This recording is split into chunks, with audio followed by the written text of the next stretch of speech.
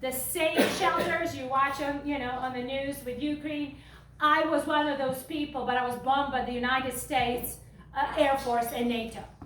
And half the population in this room would know why. And that it even happened 23 years ago. And the reason we got bombed back then was because of the illegal immigration that was storming through the Albanian border into Serbia, Yugoslavia at the time, and the fact that President Milosevic, although bad guy, communist, dictator, he was talking about economic nationalism. In other words, he wanted closed borders, he wanted self-sustaining economics, and that did not fit or suit well the globalist progressives in Europe 23 years ago.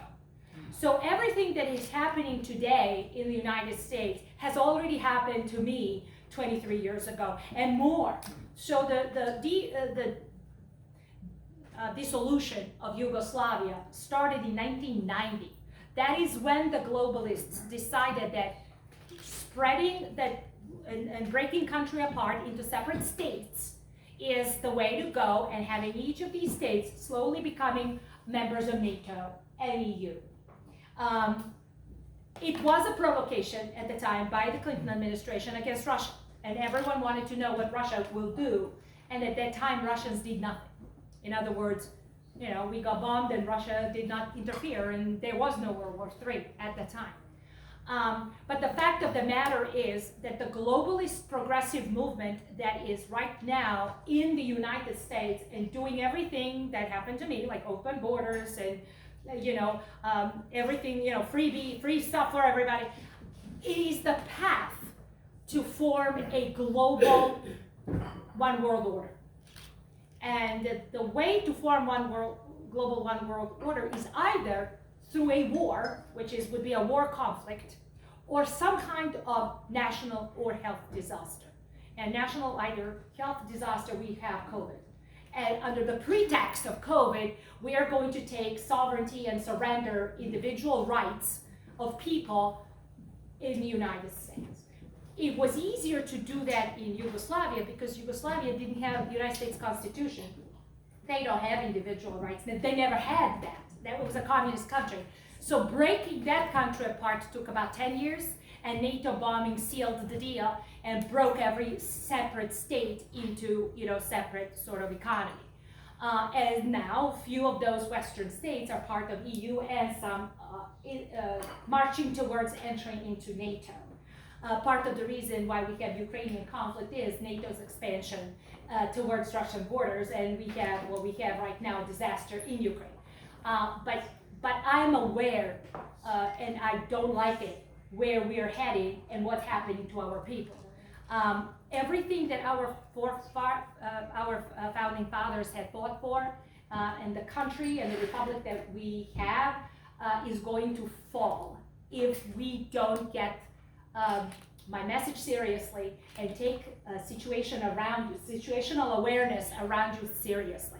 So when somebody says you're all going to die of COVID, and that's coming from the government, there is a reason why they're doing this to you. And that's never in your best interest. It's never been this bad. It is loss of common sense. It's the force of your bodily integrity, surrendering your bodily integrity and teaching you a lesson. It was never about the shot at the end, but it was either a job or a jab. It was never about, you know, what you say, but what we let you say. So you get canceled, you're getting shut down, you're getting fired from your job. In fact, before I came here, I had to talk to one of the expert witnesses for one of my cases that I have. And the woman is a physician. She's a doctor, 28 years practicing physician. And she was part of the last 2 years COVID response team. She's having, because she was prescribing ivermectin and zinc and vitamin D to patients, she is having health inspectors and board of medicine trying to shut her practice down. 28 years, never a complaint. These are the things that only happen in communist KGB type of countries. We are having that things happening to individuals. Thanks, Joe. Sorry. To individuals. And you know, this is not something that Joe could handle this by himself. He's not talking about me. So these You are better be or I'll shoot him. so not, you know, and unfortunately, Joe Biden was sent or placed there with the purpose of finally ending what Hillary Clinton was supposed to do, but Trump messed up her plans, in fact. So what's happening to us is not responsibility of Joe Biden, but responsibility of Governor Hogan. He was the one last 8 years in the office. The curriculum that is filled with Hate America books was on his watch. The LGBTQ and sex education in kindergarten, it's on his watch. The Black Lives Matter curriculum in our education system and in all the local, seat down to local level, it's all part of the executive branch. It's on his watch. That's what happened. So I can't blame Joe Biden for everything negative that's happening. He just got into the office a year ago. This has been 8 years of the making. This didn't happen all of a sudden. It's 8 years in the making.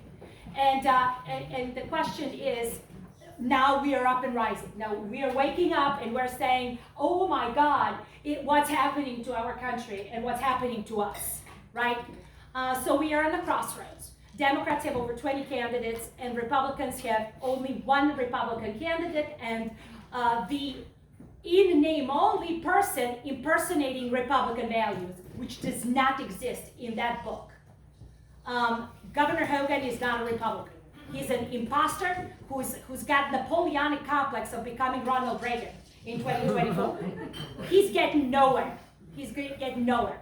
Number one. Number two, there's not going to be any kind of unity if I have to be friends with someone who wants to destroy my kids. Anyone that wants to destroy my kid will never be my friend. I'm sorry. We have to set straight in our priorities straight, which is what's right is right and what's wrong is wrong. Teaching children oral sex in 7th grade in a written curriculum is wrong. I don't care what you say. We are not a racist country.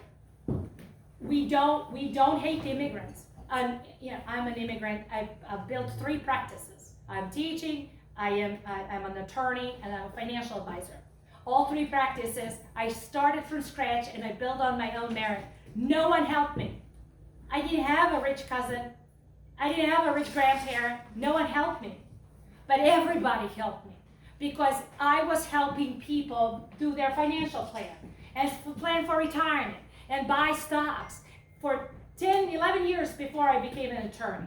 And then I've been helping people solve their legal problems, usually in some kind of civil litigation. Never had a complaint. And no one ever judged me based on my accent or anything like that. So I will denounce anyone who thinks that Americans are racist or bigots or that we hate, police officers. To the contrary, you guys are the most loving, kindest people that I've ever met. And trust me, I've traveled the world. I've traveled the world. But you guys are the best. And that's why I'm running. Because I cannot sit still and watch somebody spit on you and this country and this flag and the values we cherish. It's not going to go well with me. It's just not going to.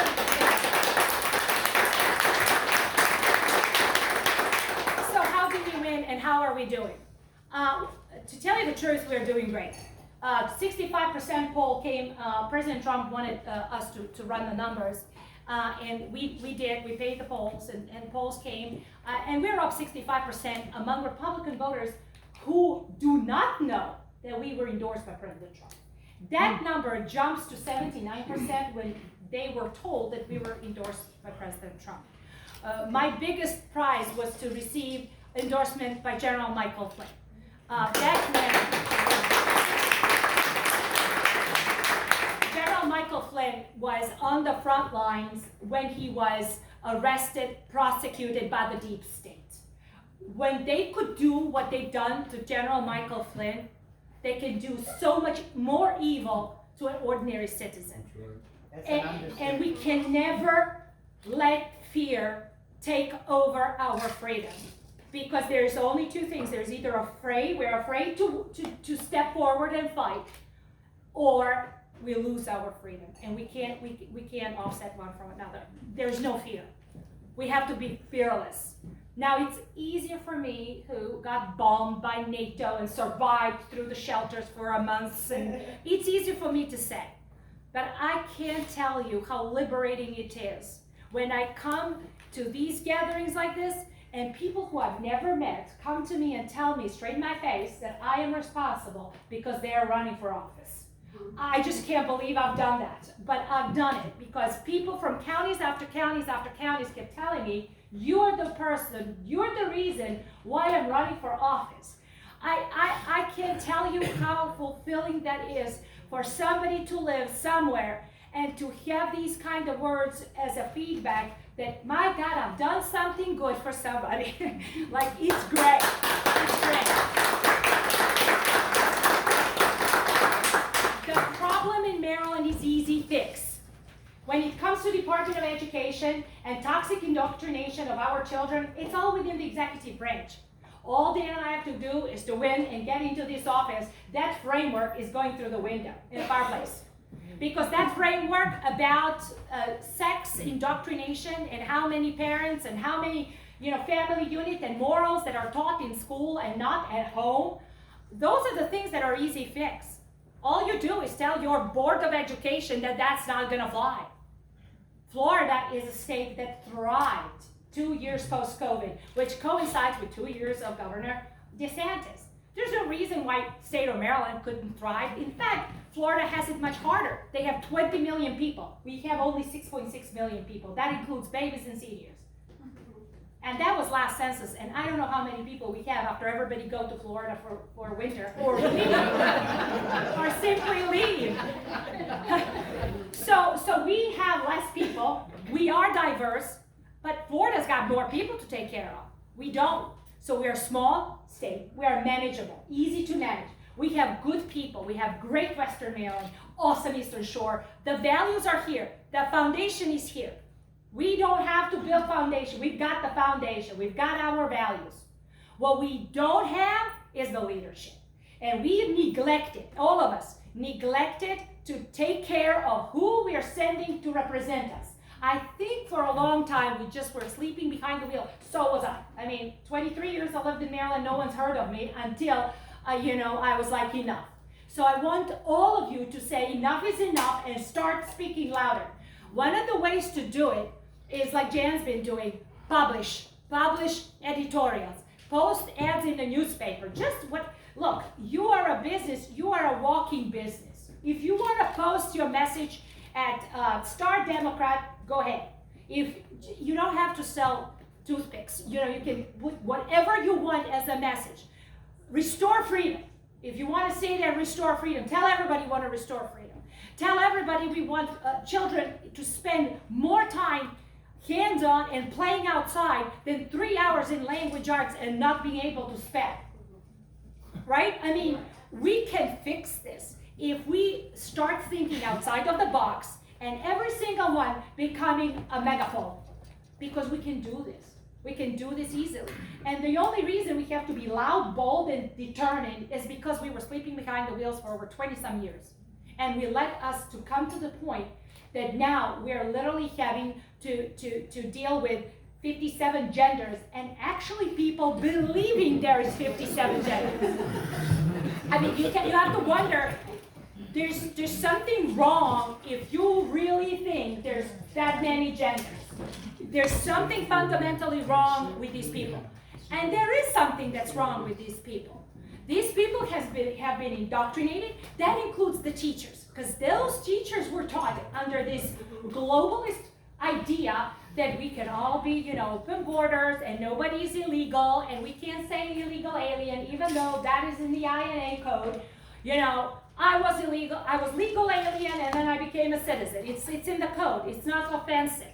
Trust me, it's not offensive. I was one of those. So it's seriously, like, we have to be able to speak proper English. We can't have so many pronouns.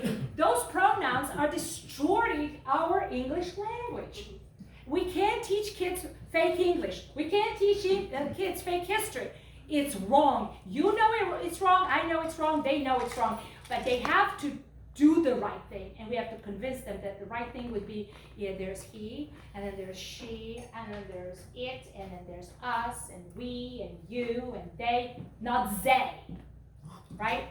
So, no, it's not gonna go. It's not gonna go, and there can be an administration that is going to look you in the eye and B, ask you the answer, how are you gonna deal with pronouns? And the answer is there's he, she, and it. There's no other pronoun. It has to be truthful. We have to speak the truth. And I know some people have a problem with truth, but I don't care.